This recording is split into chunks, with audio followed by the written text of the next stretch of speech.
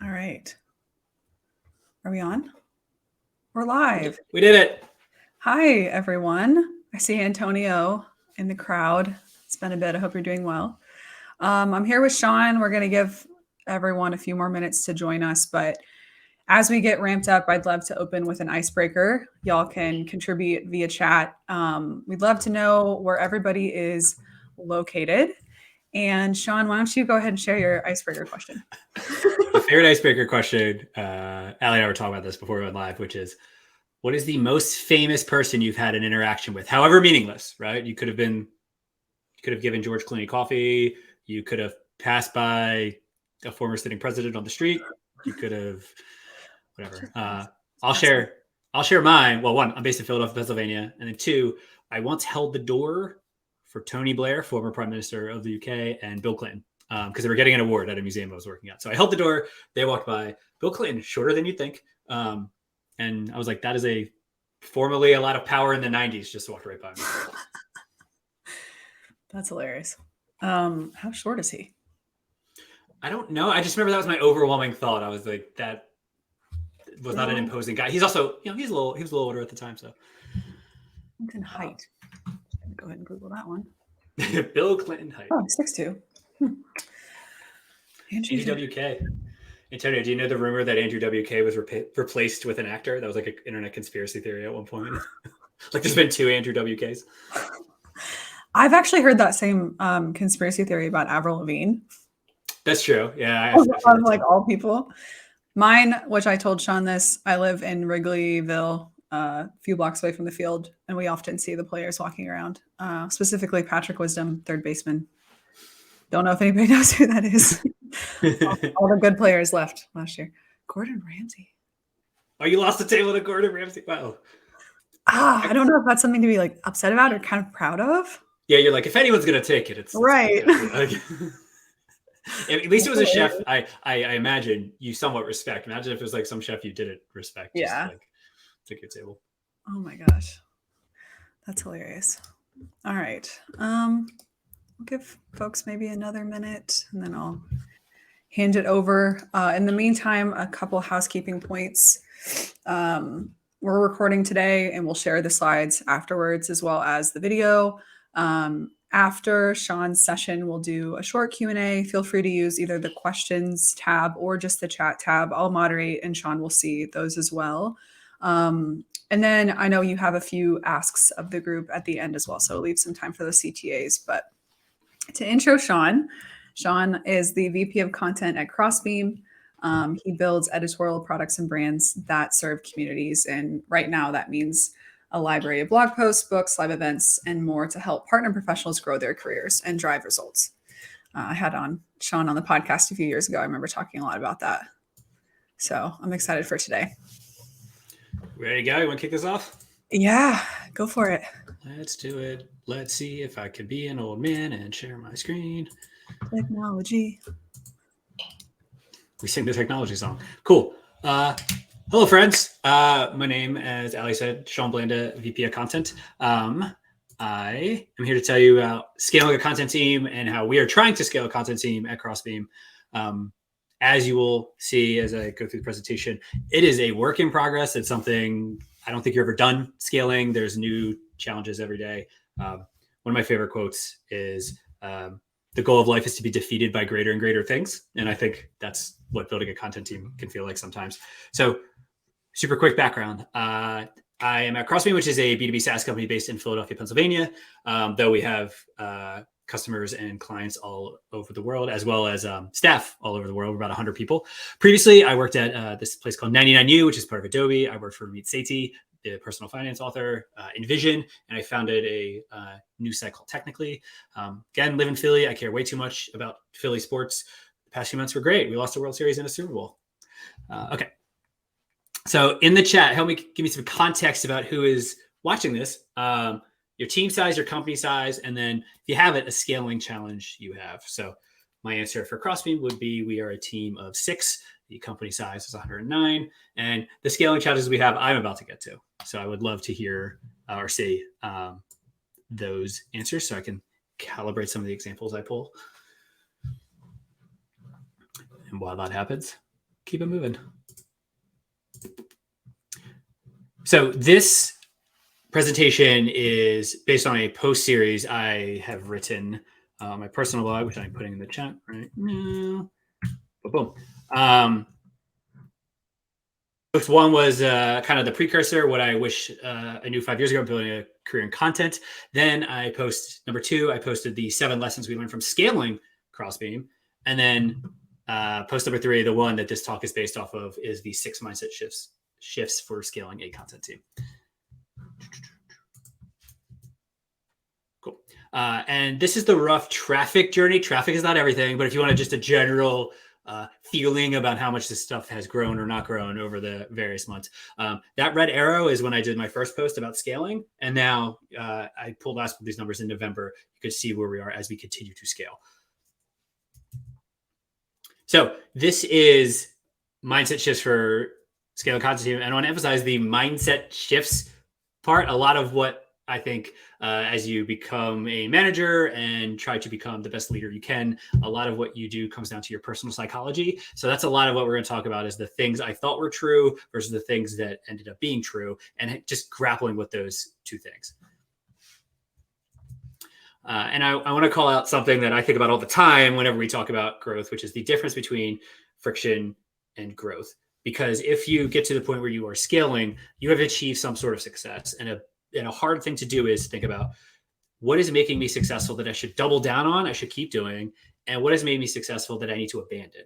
And the act of doing that feels hard. It feels like walking through muck. It feels like friction. And sometimes a question I ask myself all the time, I think, I'll be doing something or rolling out a program, and it'll feel very hard and it'll feel difficult. And my instinct is to say, this isn't working, I need to scrap it and start over. But then I stop and think, no, when things get bigger, when you scale things, they are harder. They take more effort. They take more collaboration. They take more consensus building. And I think the biggest struggle I have in scaling content team is when something feels more difficult, is it because it's actually hard or because I'm doing the wrong thing? And when you're in startup land, you're doing a million things at once. You're trying and failing and adjusting and moving, and that feels more fluid, right? You know immediately if something doesn't work, you throw it out the window and you try again. As you scale, that isn't a mindset. That isn't an approach you can use.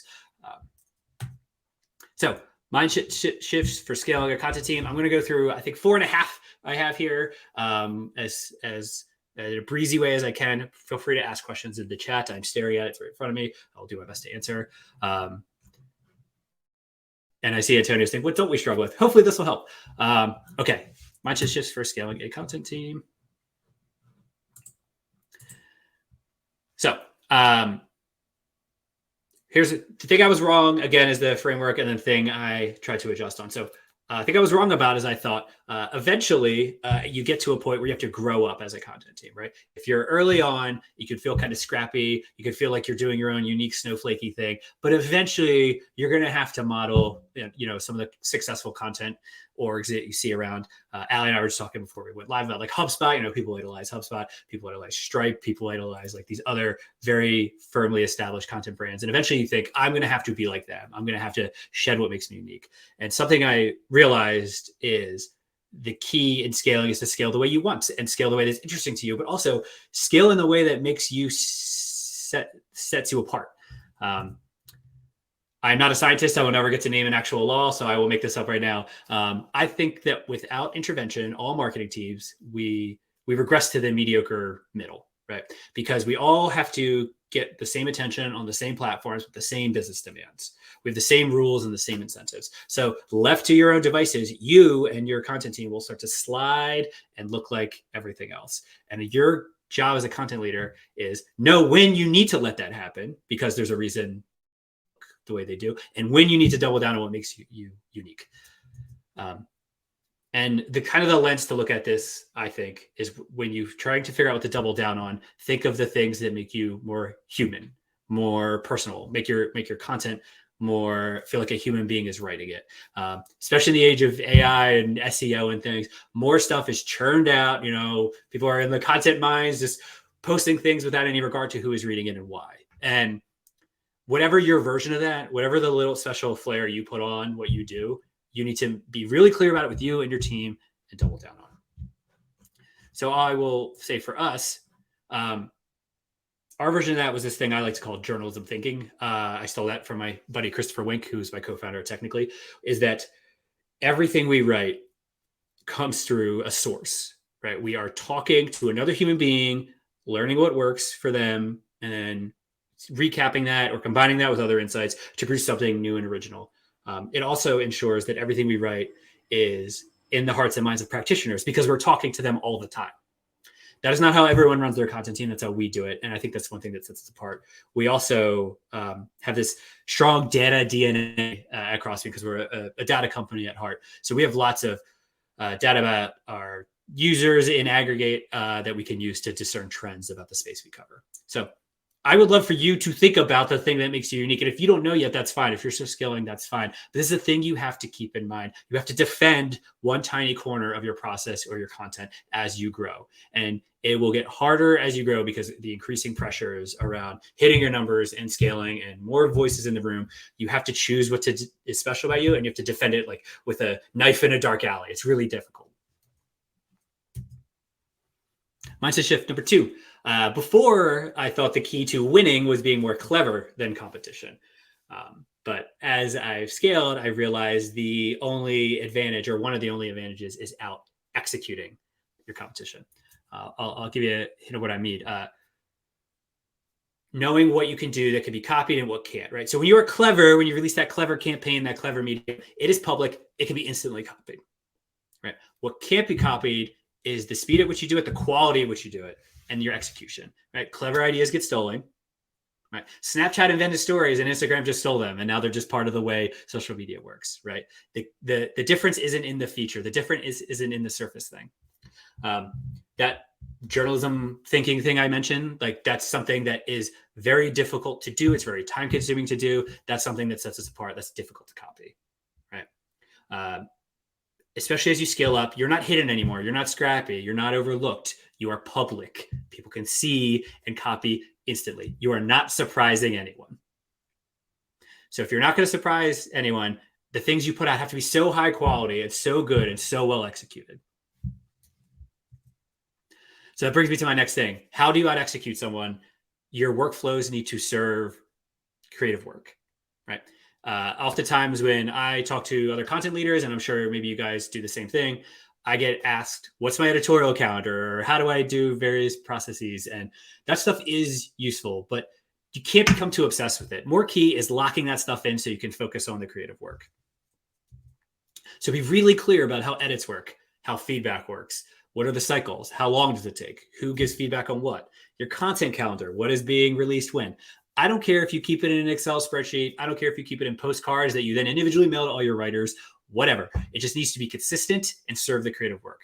How do you archive stuff? How do you find archival stuff? How does your audience find archival stuff? That can also serve the creative work. And then promotion and distribution. Having a set number of plays or playbooks or sequence of events or channels that people have expertise on and that people know where to place your content.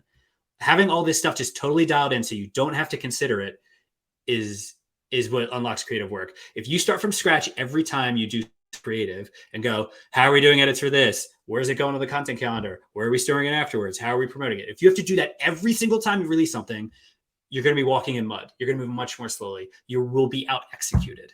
So this is the kind of stuff you have to shore up. And it also means as a leader, sometimes you need to throw your body in front of maybe uninspired or not well-considered creative work. Maybe, and oftentimes people work very hard on something and it just misses the mark and you know it will, and it will cause harm and it will be a poor execution of the campaign. It's one of your jobs. It's one of your main jobs is to protect that. Before and after, number 3, before, if you're scaling, if you're startup, you need a lot of swings to see what works, right? You need to plant 1,000 flowers and see what blooms. But when you get to a certain size, you just need to be best in class in a tiny number of things. This is very hard to do. If you're going to do something at a certain level, you need to put everything behind it. This is the culmination of the previous 2 points, right? To be the best class, you need to out execute and be unique, right? You have to do the other 2 things to be best in class.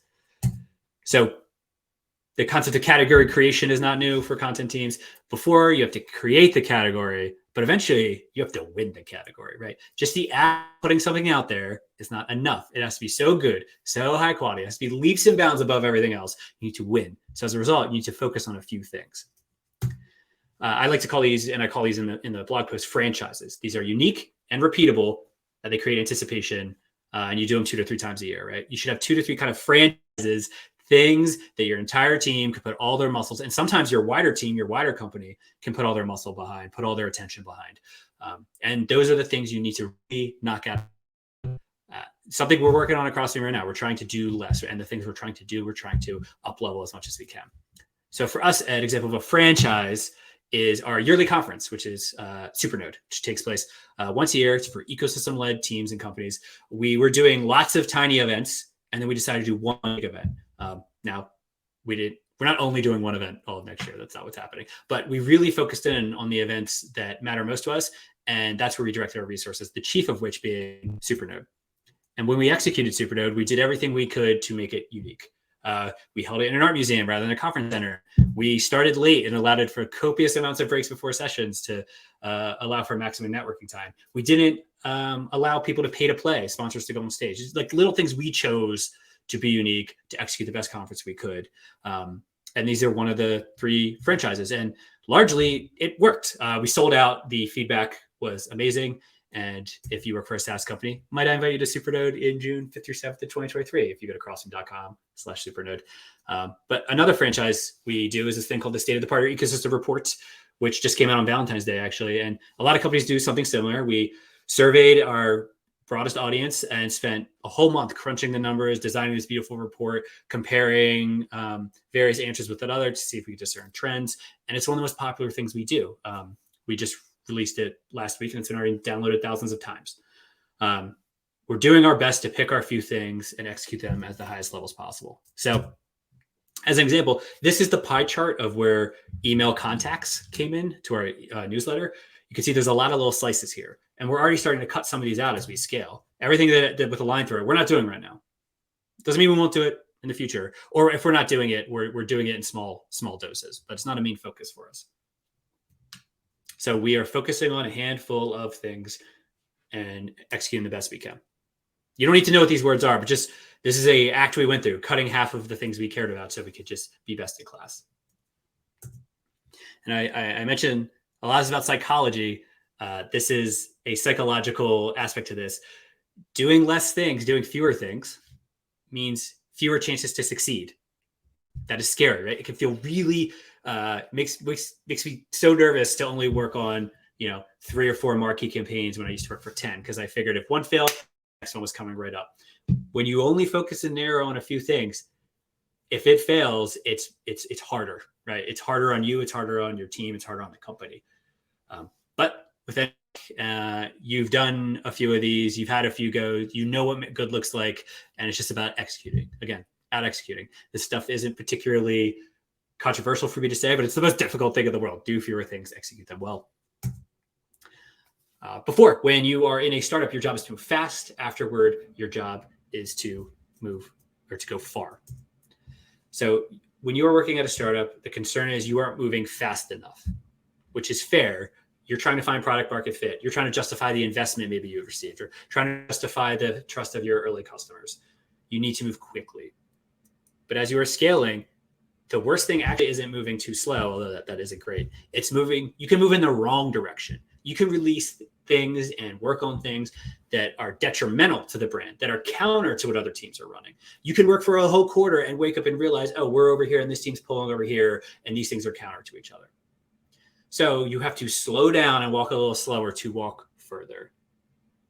I think the shortest way to come under heat as a content leader is just schizophrenically release a bunch of things. No one knows what your brand stands for. In fact, you're running counter to some other things other marketing teams are doing. You need to slow down. And I'm giving this message to previous me as much as I am to you. This is something that I had to work on because I thought speed was the justification for lots of things, and it just can't be as you grow. Who cares if you ship fast if you are doing it in service to the wrong goal?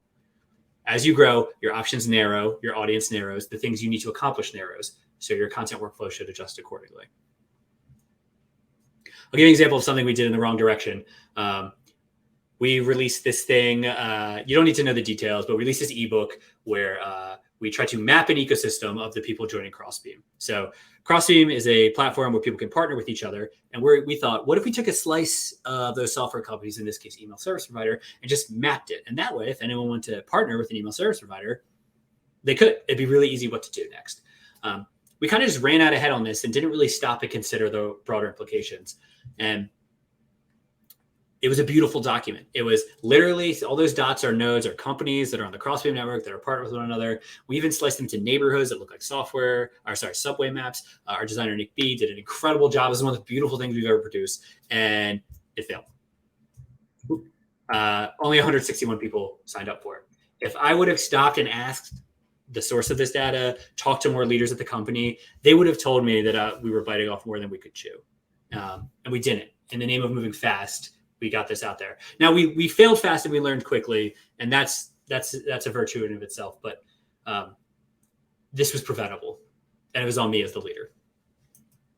This is my worst nightmare: doing this, just releasing something that just totally distracts from other things and then doesn't produce the results we want. Lastly, I believed, when you start up, you just want to work with the most talented people. You talk about, there's a lot of talk about like A players and things like that. As you scale up, yes, you still want to work with talented people, but when you're scaling a company up, you're kind of digging in for a few years, right? This is going to be a major point in your career, a major inflection point. You also want to work for thoughtful people, the people that maybe not take their work seriously, but put thought into their work, that care.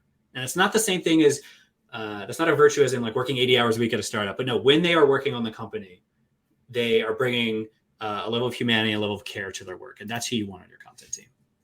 Because a hard thing about as you grow bigger is you have something to lose, right? When you fail as a startup, you just start all over again, or you released a new campaign. It's fine. Your audience is so small.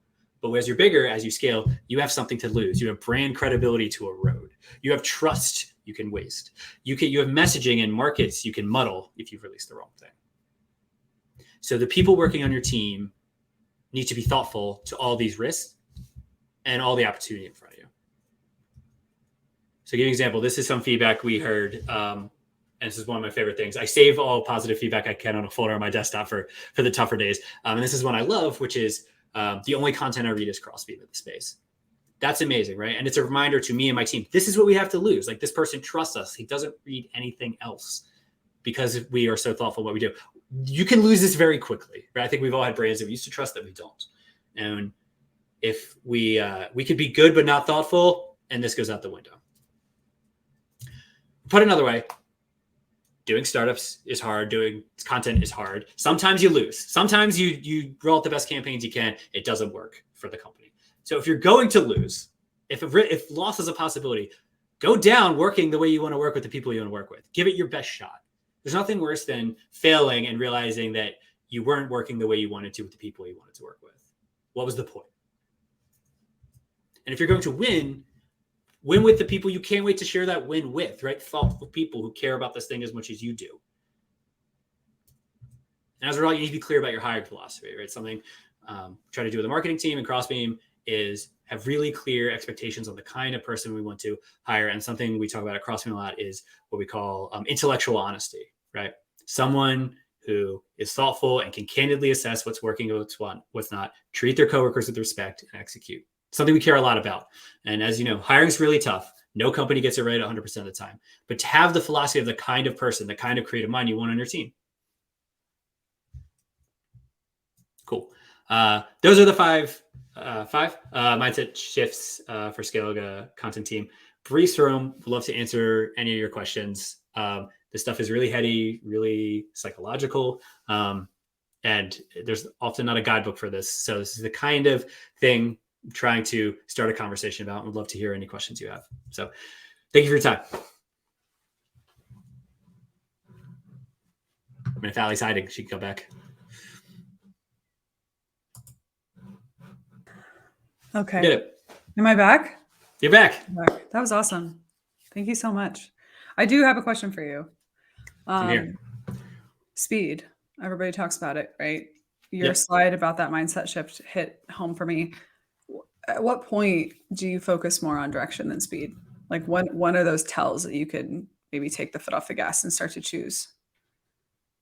lean into one direction or multiple? Yeah, I think two things came to mind. One, when your team, your company's team is big enough that, responsibilities that used to be folded up into one person are now into three, right? So Yeah. you used to be able to check with one person before going, and now you have to check with three. You could feel that starting to happen when you maybe release stuff and someone's like, hey, I could have used a heads up this was coming out because we could have made a big deal out of it, right? Or, Yeah. hey, could have used a heads up this was coming out because it's actually running counter. When you start hearing that, I think that's an issue. The other thing is at a certain point, if you're lucky, you establish a nice growth trajectory about whatever metric you care about, traffic, contacts, and your archival stuff can help carry a certain baseline of growth at a certain point. And when you feel that, it's almost like the snowball starting to roll down the hill. And when you feel that happening, you were being given a gift where you can take a step back and be like, okay, I could release nothing for 2 weeks, and I still put some numbers on the board. So with this newfound time, what are we doing? How can we be more thoughtful? That's really good. You have a kind of, you can take a second and take a beat and see like what's working and not just be like pushing forward. Yeah, it's like the most frustrating thing, or not frustrating. It's like invigorating and also terrible when you start a content program and you're like, if I don't post anything, no one's gonna care, or like there's no traffic. It's only like me hovering over my keyboard banging things out, and eventually you have a team that can do that, but also, lean on the things you've done in the past to help carry forward. No one's going to your blog every day and being like, what's new, right? They're discovering it via other means. So you can give yourself some grace in that regard. Yeah. Yeah. That's a really good point. Awesome. Does anybody else have any other questions for Sean? You were right that this was a very psychological discussion. It's difficult because everyone, and me included, are just like, give me the tactics, give me the how-tos, but the true unlock, I think, is getting your own approach to it. Oh yeah, it's easier to layer on tactics than it is to check your own thinking. Right. And something like still, everything I just mentioned to you, I'm still working on. Like, it is not slow. We're still trying to get better at it. No, I mean, at least you have some clarity. Oh my gosh, the questions. Can you talk more about franchises? Oh yeah, sorry, I didn't see the questions. These webinar platforms always split it up, and I never know why. Antonio, yes, we could talk more about franchises. So, I wrote this in the piece, but in general, I think we talk a lot about campaigns, right? What's our campaign for this, our campaign for that? And that to me suggests like a finite point of time when this thing is relevant, and then it won't anymore. And I'm not saying you will never have to do those. There's real business needs where you'll have to do that. But as a leader, trying to focus more on what the franchises, which are, again, only a few a year, maybe called cornerstone efforts, or maybe you call them brand building efforts, or whatever. I just choosing to call them franchises that your audience can look forward to, your team could look forward to. Your team has several reps on it if the longer they stay year after year, and they get better and better. So in our case, it's a conference, it's a report. There's some other things we have cooking that I think are going to be franchises. The things that differentiate your brand and your content from anything else that that you will execute better than anyone else. So like, as an example, if I'm making this up, but say you have a very popular audio podcast, that's your franchise, and you would welcome someone to take you on your own turf, right? If your competition started up an audio podcast, you would say, good, this is our franchise. We're going to execute them. Best of luck to them. Like, if you have that feeling about one, I think that's a good sign. Yeah. Yeah. I've been hearing that term used more and more. Campaign is traditional, but it's so temporary. Mm-hmm. And it's also like, I don't know what kind, as best you can, make the place you want to work at. Like, I personally would rather work at a place with a few really important efforts than just like this never ending calendar of campaigns. Yeah. Antonio replied and said, I work in a startup and the C-suite has many opinions about what content should be. How do you consider stakeholders as a factor when developing a content strategy and planning? Antonio, email me, Sean@crossbeam.com. I'll show you the exact doc I used when I joined Crossbeam. And I've used a similar template in other places. But before writing anything, before releasing anything, coming to a consensus on what's important and what you're going to measure and what you're not is paramount, right? If you just go in and start posting, it's going to be difficult. Something unique about a content team is, I think it's fair to say that you are doing the most public work in the company. Everything you do is publicly consumable. So as a result, people are gonna have lots of opinions on the things you do, and you need a little bit of a thick skin. And it helps to have something to point to and be like, hey, VP of sales, I know you want us to do this thing more, but we all agreed that until Q2 of next year, we're not thinking about that, right? We all agreed to it. You signed off, right? It helps to have that kind of consensus building thing happen first. So as an example, early in the days of CrossFit, we were truly creating a category. This kind of software we do didn't exist at the time. So part of the early job was, who uses this?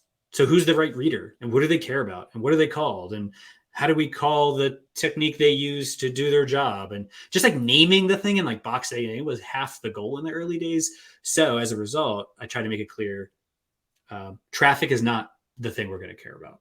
It's not we're going to care about email subscriptions, because someone giving us their email is a sign that they trust us and want to know more, and we're resonating somewhere, right?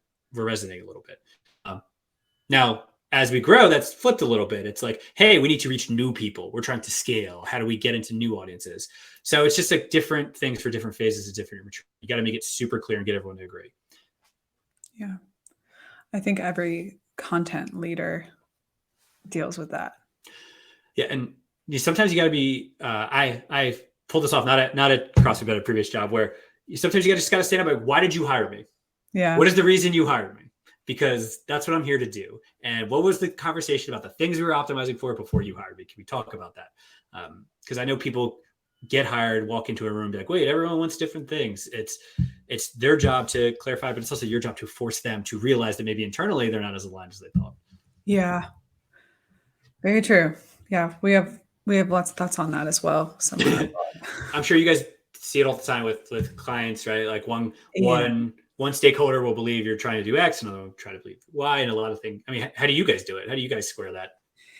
Yeah, I think it's an exercise in boundary setting. But like you said, in the beginning of all of our engagements, we very, very clearly define the goal. And it's a little bit different for us as an agency relationship, because we are brought in for a specific purpose, Right. whereas someone like yourself or Antonio, who's in-house, has to maybe wear a few hats within the content realm. The expectations might vary from different folks, sales, CS, marketing, CEO, ops, whatever. So we have it a little bit easier, but it's still difficult. We tend to just point back to the goal. We always encourage those goals to be revenue based, if not based, because, if we're working with a head of content, obviously they want to drive traffic, right?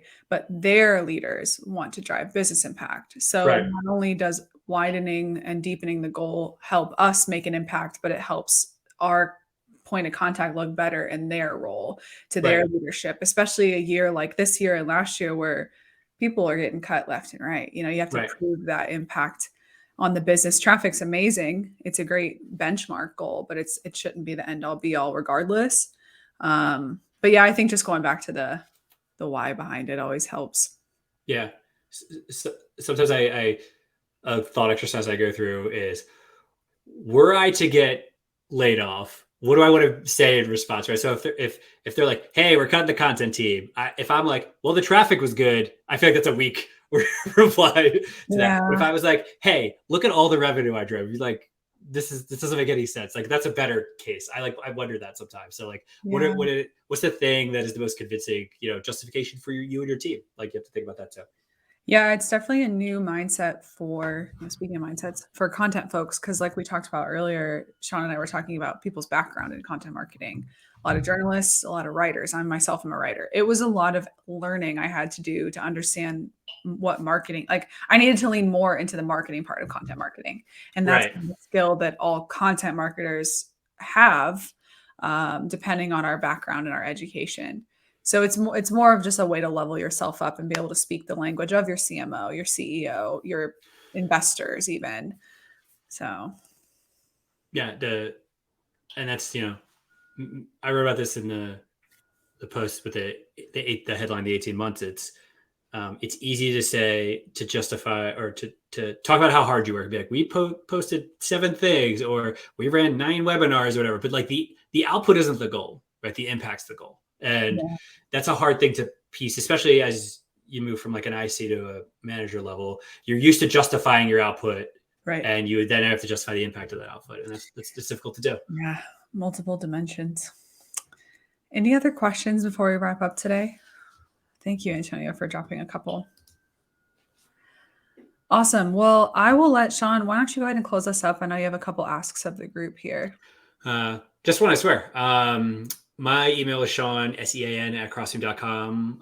If you care about this stuff, if you nerd out about this stuff, I would love to hear from you. Just drop me a line. I love kind of content coffee meetings where I just hear how people's content programs are going, whether it's just getting started or everything I told you was painstakingly obvious and you're on to new problems. I just would love to. So email me, Sean, SEAN @crossbeam.com, and say hello. Awesome. Well, thanks, Sean. The last CTA I'll bring to the table, we have our Road to Mastery event on March 23rd. We'll be talking about the future of content marketing, which Sean and I talked a little bit about earlier with AI and all of that jazz. But we've got folks like Kevin Indig, Jay Kunzo, Devin Bramhall from Animals joining us. So hop on the website and sign up if you want to join us. It should be a good day. Those are 3 very smart people. I highly recommend signing up for that. Yeah. Yeah. It should be good just to kind of be a sponge and absorb. That's what I'll be doing. Cool. Awesome. Alex, thanks for having me. Yeah. Thanks so much, Sean. Bye.